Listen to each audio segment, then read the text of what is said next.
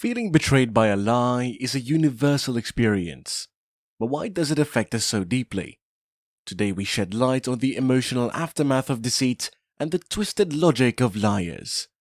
Join us for a deep dive into the psychology of lying. And make sure to stick around as we've got a special bonus tip waiting for you at the end of this video. This tip will beautifully tie everything together, giving you practical strategies for dealing with lies. Number 1. The emotional impact of being lied to. Let's get into the emotional rollercoaster of being lied to. It's a journey nobody wants to take, but it's surprisingly common. So, why does it hit us so hard? Being lied to often feels like a betrayal, a rug pulled out from under your feet. It's not just about the lie itself, but the trust that's shattered. Suddenly, you're questioning what was said and everything around it. It's like a domino effect where one lie can topple the foundation of trust built over time. But there's more to it. The emotional aftermath can linger. You might find yourself becoming a detective in your own life, analyzing every word and action for truth. It's exhausting, isn't it? This skepticism can seep into other relationships too, making it hard to trust anyone new. It's a reminder that trust is fragile and, once broken, is not easily mended.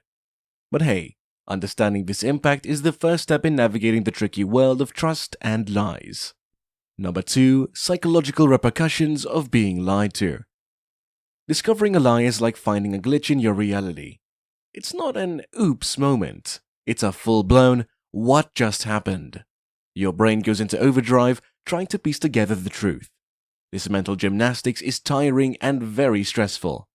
You're left second-guessing what was said, and sometimes even your own judgment.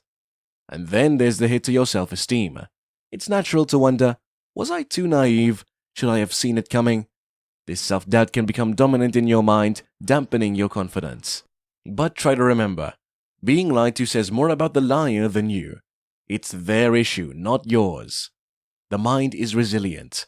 While the psychological effects of a lie can be a bumpy ride, it's also an opportunity for growth. Understanding these effects helps in healing and moving forward. So let's keep this journey of discovery going. Number 3. Lying for self-preservation. Let's zoom in on a classic reason behind why people lie. Self-preservation. It's like having an invisible shield, but instead of blocking arrows, it's dodging consequences.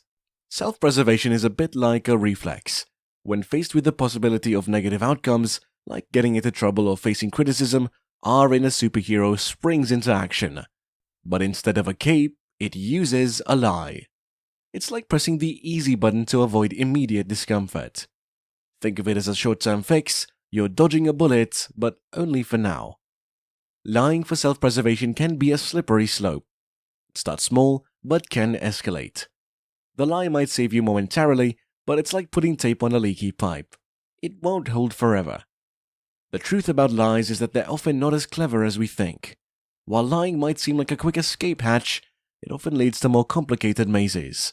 So next time you're tempted to use a lie as a shield, consider the long game. Honesty might not always be easy, but it definitely simplifies life's plot.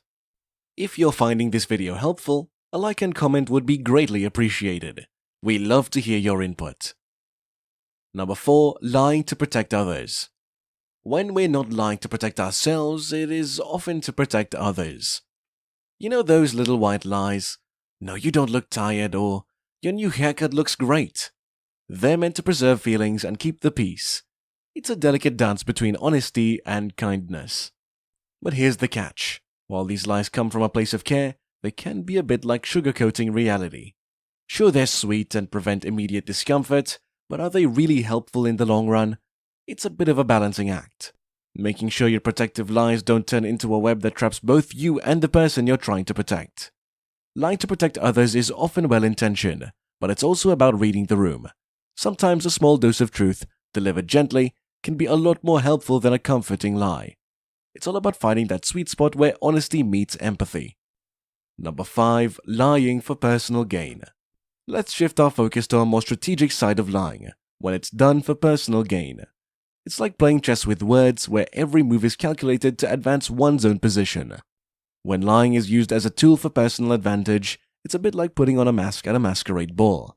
Behind this mask, people hide their true intentions, creating illusions to gain something, be it power, money, or status. It's a performance where the truth is backstage and deception takes the spotlight. But here's an interesting twist. This kind of lying is a double-edged sword. Sure, it might bring short-term wins, like snagging a better deal or impressing someone important, but what about the long game? Lies for personal gain are like building a house of cards. It looks impressive until one card wobbles, and then the whole structure crumbles. While lying for personal gain might seem like a shortcut to success, it's often a route to more complex problems. It's like choosing a winding path in a maze, only to find it's a dead end. So, the next time you're tempted to stretch the truth for a little gain, consider the bigger picture. Honesty might not be the quickest route, but it's definitely the most reliable one.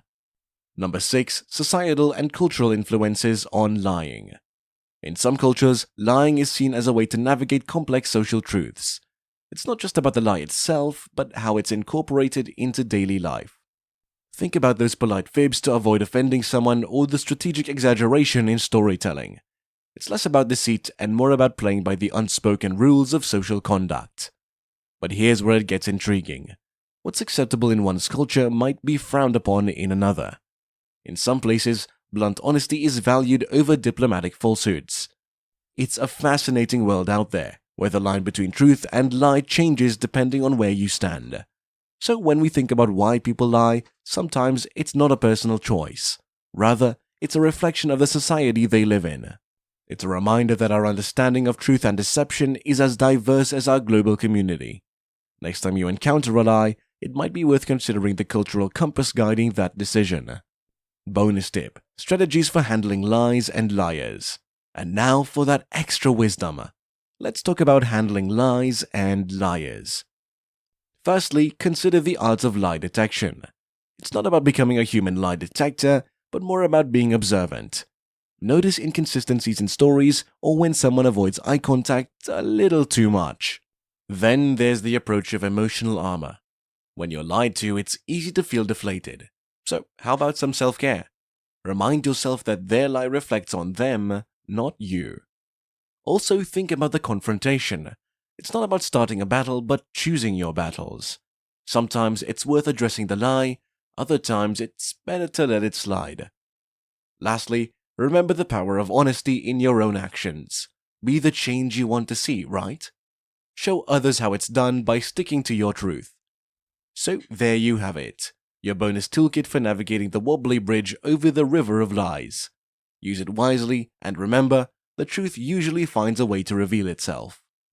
Understanding the psychological effects of being lied to can be eye-opening.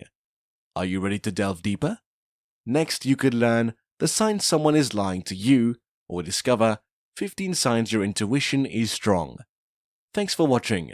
Don't forget to like, comment, and subscribe for more insights.